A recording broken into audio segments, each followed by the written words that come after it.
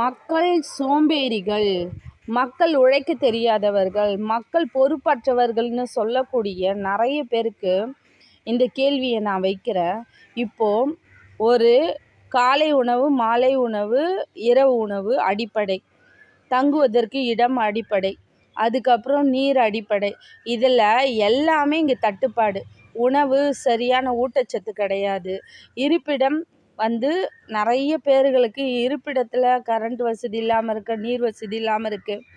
அதுக்கு அடுத்தது பார்த்திங்கன்னா, வருமானத்திற்காக உழைக்க வேண்டிய தூரங்கள் நெடுந்தூரம் போயிட்டு வருவதனால அவங்களுக்கு இப்போது கிராமங்களிலெல்லாம் குடிசை தொழில்கள் நிறைய இருந்தது. எல்லா குடிசை தொழில்களையும் அழிச்சிட்டாங்க. இப்போ கைவினை தொழில்கள், குடிசை தொழில்கள்லாம் அழிஞ்சதுக்கு காரணம் என்னென்னா, ஜிஎஸ்டி அதிகமான வரி விதிப்பு இருக்கிறதுனால குடிசை தொழில்கள்லாம் முற்றிலும் அழிக்கப்பட்டு விட்டது.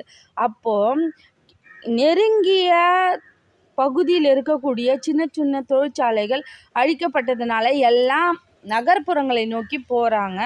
அதனால் அவங்களுக்கு நேரம் விரயமாகுது, பணம் அதிகமாக செலவாகுது, அவர்களுடைய உடல் ஆரோக்கியம் குறையுது. இதுக்கு யார் பொறுப்பெடுத்துப்பா? அரசாங்கம் கண்டிப்பாக எடுத்துக்காது.